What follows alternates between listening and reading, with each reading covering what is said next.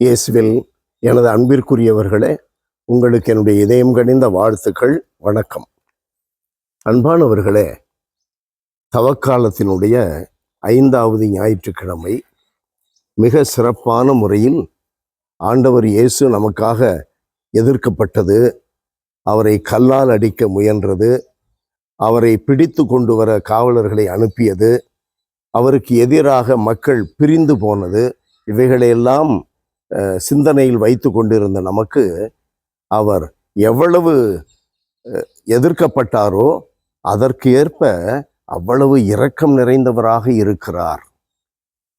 அவருடைய தன்மை என்ன? இரக்கம் பொருந்தியவர். அதை இன்றைய நற்செய்தியிலே நாம் பார்க்கிறோம். யோவான் நற்செய்தி 8ஆம் அதிகாரம் 1-11 முடிய. இயேசு ஒலிவ மலைக்கு சென்றார். பொழுது விடிந்ததும் அவர் மீண்டும் கோவிலுக்கு வந்தார். அப்போது மக்கள் அனைவரும் அவரிடம் வந்தனர். அவரும் அங்கு அமர்ந்து அவர்களுக்கு கற்பித்தார். இயேசு எப்பொழுதுமே தந்தை கடவுளோடு ஒன்றித்திருந்த நிலையிலிருந்து மக்களுக்கு போதிக்க வருகிறார். எப்போதும் அவரில் நாம் காணுகின்ற பெரிய உண்மை. அதனால் அந்த தந்தை கடவுளுடைய இரக்கத்தையும் அன்பையும் எப்பொழுதுமே நமக்கு வெளிப்படுத்த அவரால் முடிந்தது. இப்பொழுதும் நாம் அப்படித்தான் செய்ய வேண்டும் என்ற பாடம் அதிலிருந்து பிறக்கிறது.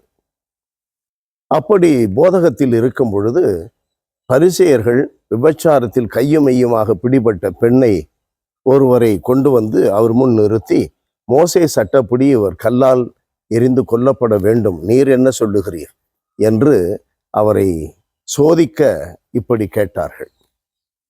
சோதனை என்ன?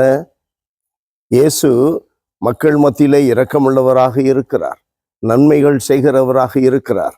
இவர் கல்லால் அடித்து கொள்ள வேண்டாம் என்று சொல்லிவிட்டால் அவரை குற்றப்படுத்த முடியும், மோசே சட்டப்படி குற்றப்படுத்த முடியும். கல்லால் எறிந்து கொள்ள வேண்டும், சட்டப்படி நடக்க வேண்டும் என்று அவர் சொல்லிவிட்டால் இவர் இரக்கமற்றவர், இவர் மனித மாண்புக்கு எதிரானவர் என்றெல்லாம் சொல்லிவிட முடியும்.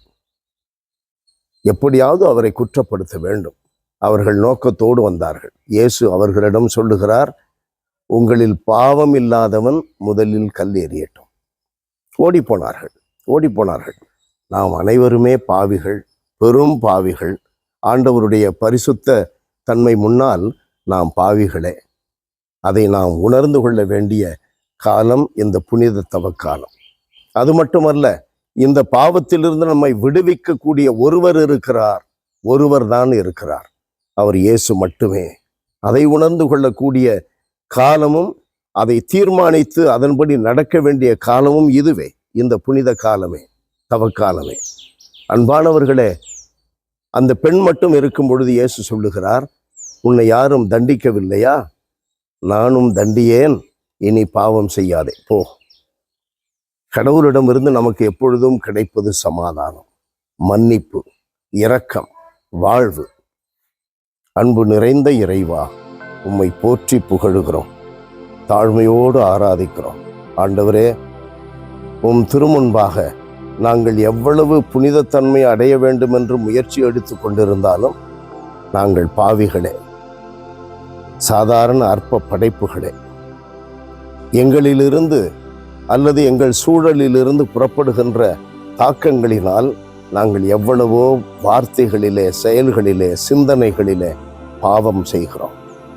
ஆனால் ஆண்டவரே, இந்த தவக்காலத்திலே பெரிய பெரிய பாவிகளை மன்னித்த நீர், உம்முடைய இரத்தத்தை சிந்தி எங்கள் பாவம் மன்னிப்பிற்காக உயிரை கொடுத்த நீர், எங்களையும் மன்னிக்கிறீர் என்ற உணர்வோடு உம்மை நம்பிக்கையோடு தேடி வருகிறோம். நாங்கள் மேலும் மேலும் புனிதமடைய எங்களை தொட்டு ஆசீர்வதியும். இயேசுவின் நாமத்தில் ஜெபிக்கிறோம் பிதாவே. ஆமென், ஆமென்.